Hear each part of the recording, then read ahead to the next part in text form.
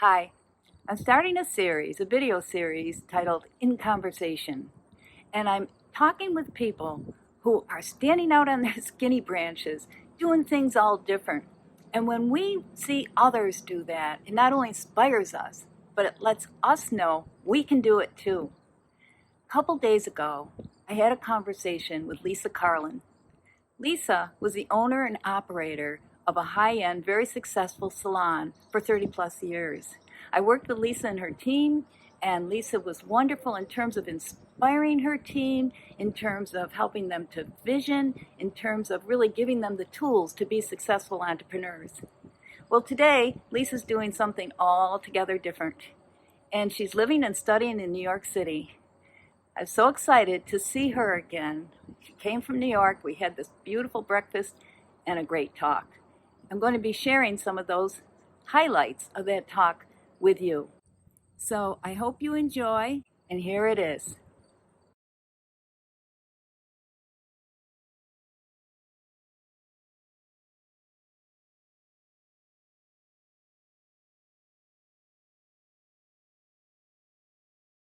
Don't answer anything you don't want to answer, of course. But what prompted you to take that leap? In other words, I'm thinking of there's a quote: you can't cross a chasm with two small steps, or something Right, like yeah. that. Well, So I'm thinking of that quote, and there is a point where you have to take that. I mean, you may have taken many small steps, right? yes, But then you have to take that, yes, and so yeah. The Tao Te Ching. what A journey what was the of nudge? 1,000 miles begins with a single step. There you go. And so, Kathy, I knew you for all those years before when I was running the business, and then you coached me at the business, and you had wonderful ideas to make business successful or be successful and have business be your way of life and I wanted that, but I was also in the heart of heart just tired of doing hair. Right. And I don't even know what it was. There was a breaking point in my heart, and I thought, I'm not going to do this one more day. I would be dreaming about painting while I was doing hair. So I just decided that within 6 weeks I was closing the business. I gave everybody an opportunity to find another place to work. They did. I got my customers lined up with other hairdressers that worked for me, and I felt good about leaving that chapter behind. I wanted to answer your question. There was something in the back of my mind. Um, It's a nudge. the nudge was that I only have this life. I have to, and I had already had cancer, and I needed to say, I really needed to know that I had done everything I possibly could with my life. Once you decide that you're going to do something, that you're stepping out of your comfort zone and you're going to try something that you've always wanted to do, other things start coming to you. Exactly. Yeah. I want to learn French. Oh, I want to live in France for 2 months or a year or whatever. All these things start. Okay, what's the sky's the limit? You can think about whatever you want to do, whatever your dream in your heart of hearts. What would your dream life be? Once you take that leap, it's really a commitment, and it doesn't mean that everything's going to come to you. It means you're going to have to put in a lot of work, but because you've made the commitment, and as you said, I noticed you said I'm so passionate, or maybe you didn't use passionate, but you got excited when you talked about it. That excitement, whatever comes up, whatever crops up, because there will be obstacles. There's always obstacles in life, but because you have that thrust behind you, that emotional fuel to keep you going, you find a way to maneuver through, right? Yes, it's funny. Once you start the fall into your new life, it's you just feel the safety net there too. I know that that's kind of goofy to say, but it just seems like I'm saying this because of a lot of people, or many people, would throw up a roadblock. Well, how are you going to afford that? What are you going to do for money? Why are you leaving something successful? I mean, there were many questions that would have stopped me in my tracks and did stop me for a number of years. But I decided I'm not listening to that anymore. Yeah. And I saw myself. I would start to see myself painting and doing the thing I love. And the more I envisioned that, the more I needed to do it. and just to stop living a life that other people thought was So nice. my success, but only you can define your own success. It's more than just visioning it. You are actually changing your subconscious mind, preparing it to look for the opportunities. Otherwise, it doesn't see it. I just feel like there is a sense of living life on a guttural level, and and I am a person who leads with my heart and uses my intuition and uses my gut feeling. I read somewhere a little quote that said, if you have a gut feeling, it's not just your gut telling you; it's every cell in your body telling you. So I was trying to get to the point of this intuitive knowing and being connected to this the matrix. I want to say that this invisible energy that will help you. That and you, if you put it out there, there is energy that will help you in your direction that you want to go. I love what you said just a minute ago. And you said, when I fell into it.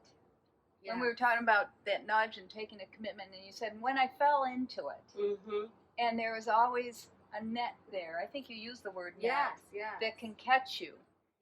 And that net, that field, when you can bring yourself into harmony with it, you will begin to see opportunities that you don't see.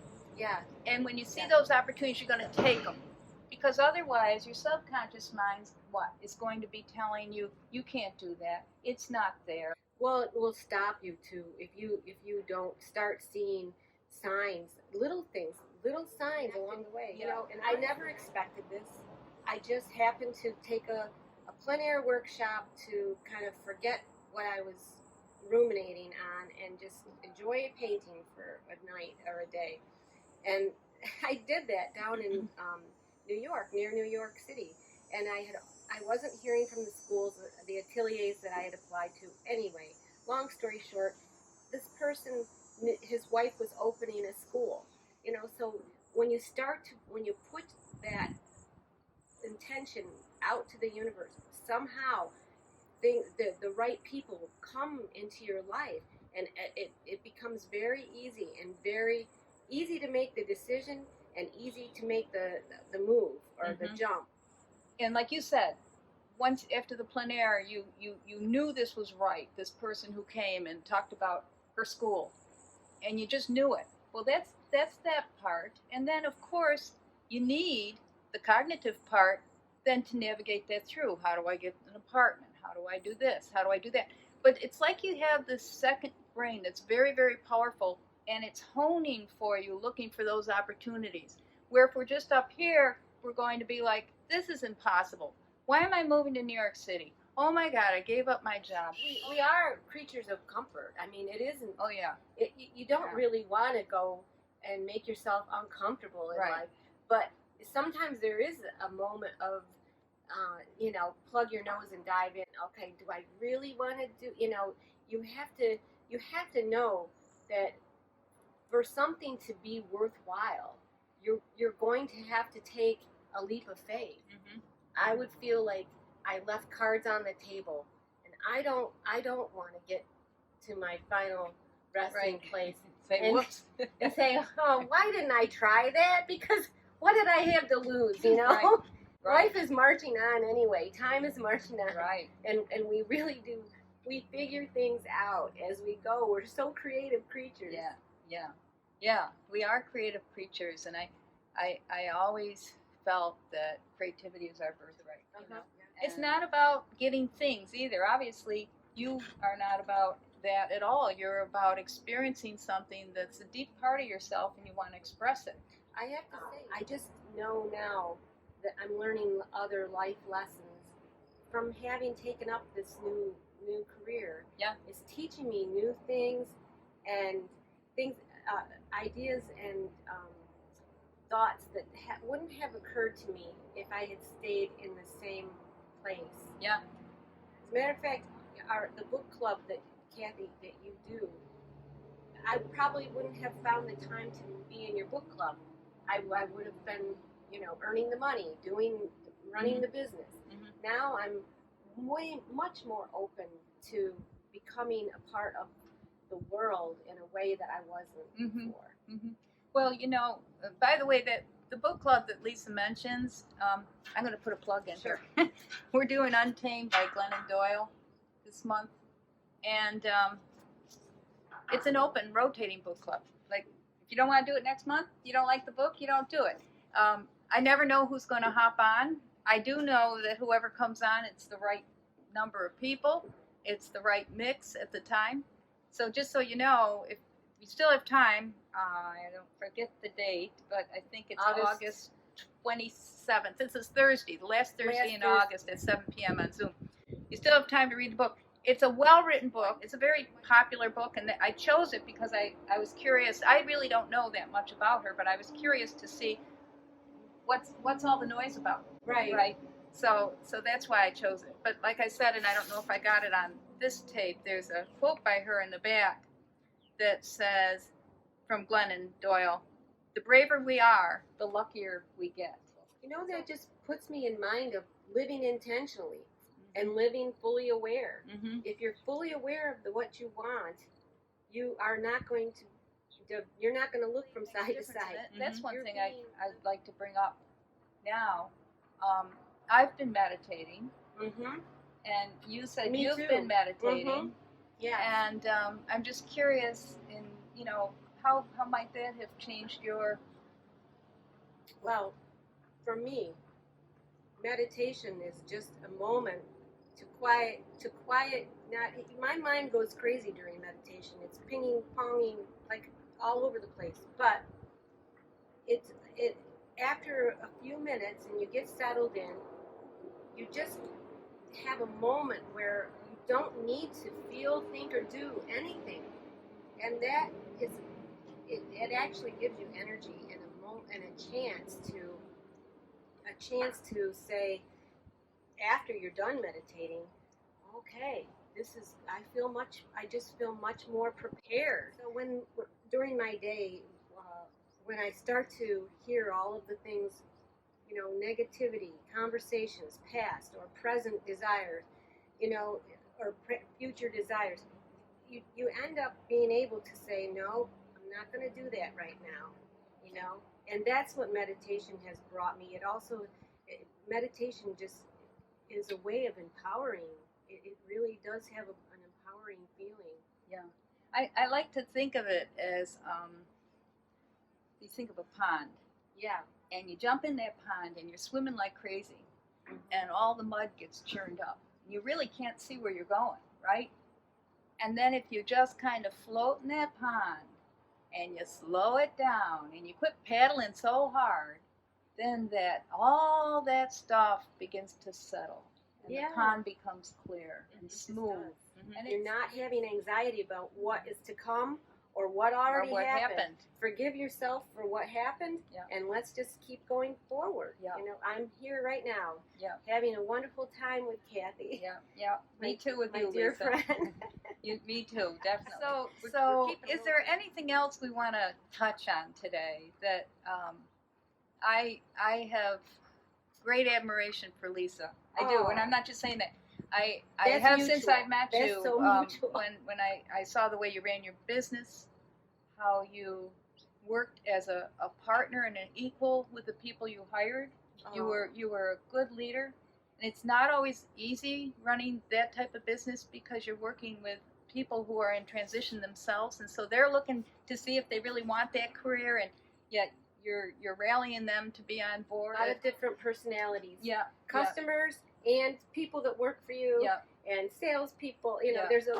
The whole world comes together. It's Oh, a great little microcosm. And I wish I had taken a broader step long before this time in my life, but at least I did make this.